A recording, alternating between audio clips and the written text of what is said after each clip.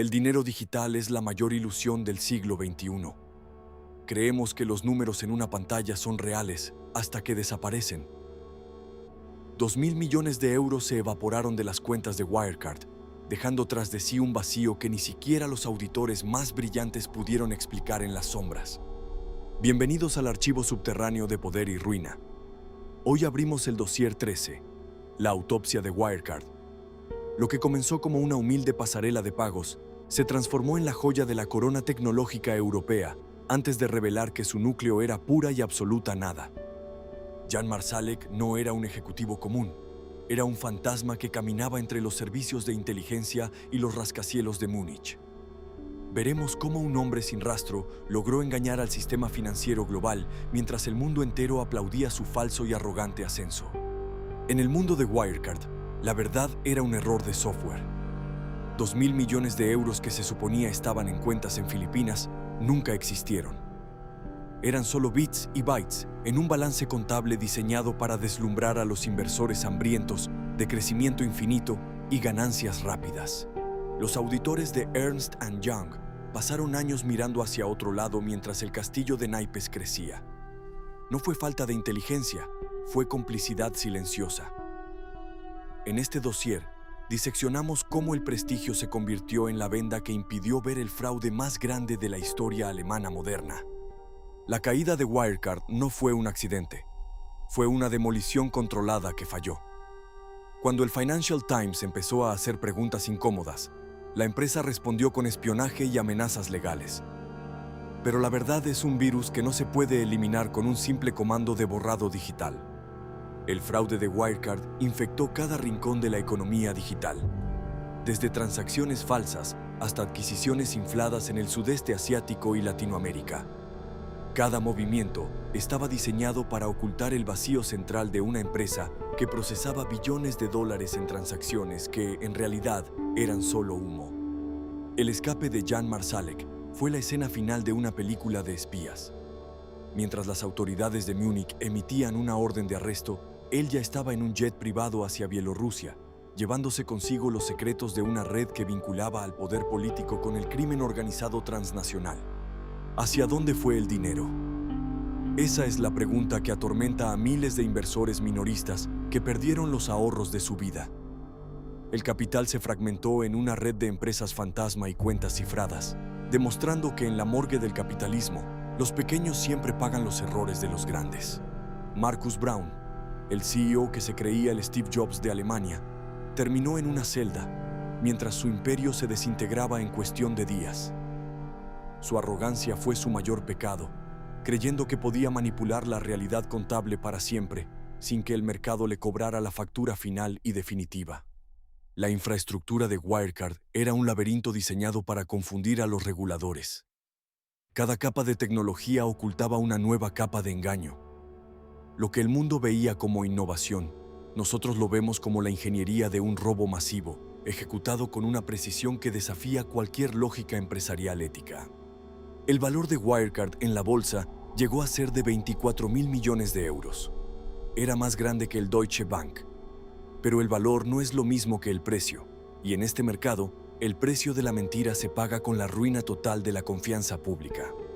Hay sombras en el caso Wirecard que sugieren vínculos con mercenarios y operaciones de inteligencia en Libia.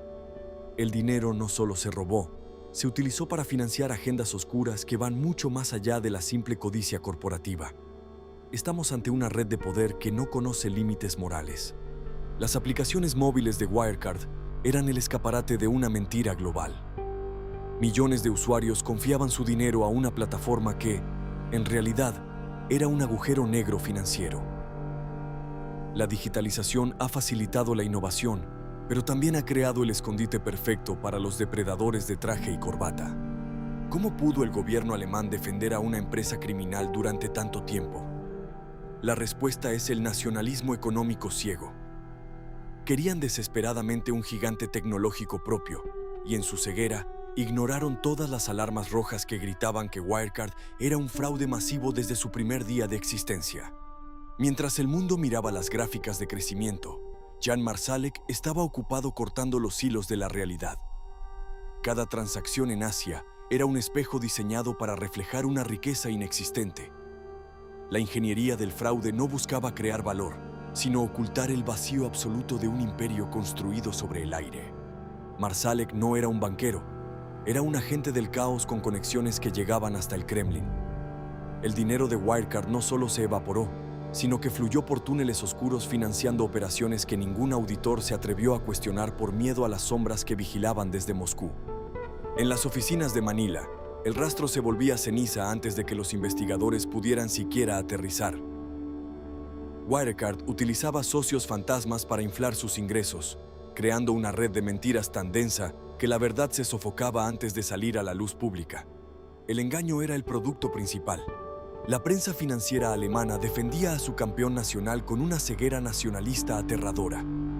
Ignoraron las advertencias, atacaron a los críticos y prefirieron creer en el milagro tecnológico antes que aceptar que estaban frente al cadáver de un fraude que ya empezaba a oler a podrido en los mercados internacionales.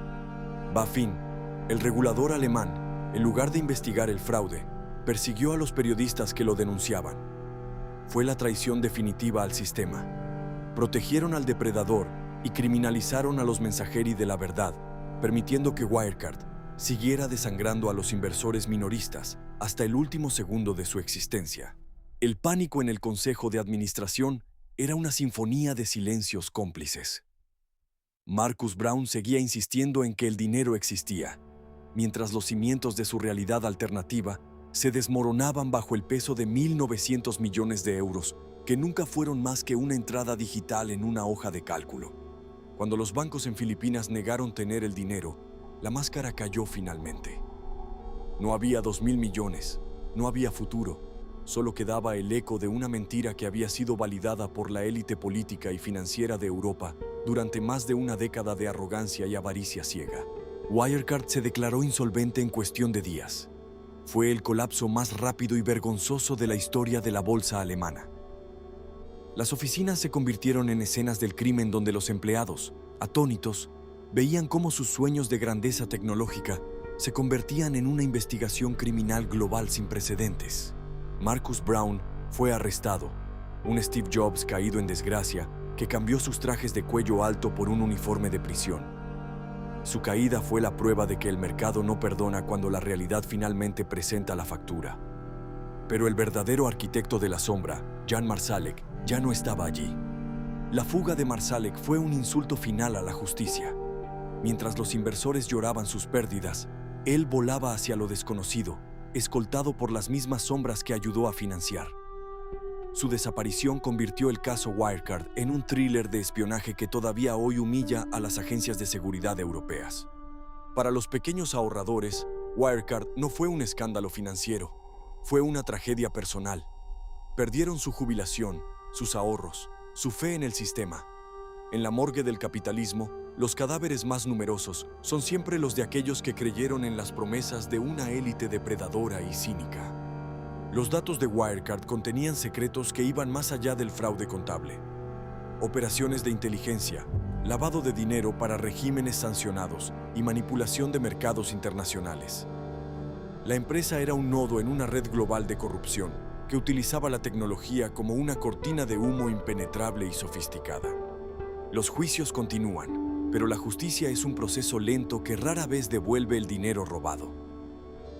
Wirecard es ahora un caso de estudio sobre la fragilidad de la vigilancia regulatoria y sobre cómo el deseo de éxito nacional puede cegar incluso a las instituciones más sólidas ante la maldad más obvia. El vacío que dejó Wirecard fue ocupado por nuevas empresas, pero el virus del fraude sigue mutando. En los mercados globales, la lección de Wirecard es que si algo parece demasiado bueno para ser verdad, probablemente sea porque alguien está manipulando la realidad en las sombras de un servidor remoto. Cerramos el dossier 13, pero las sombras de Wirecard seguirán proyectándose sobre la economía digital durante décadas.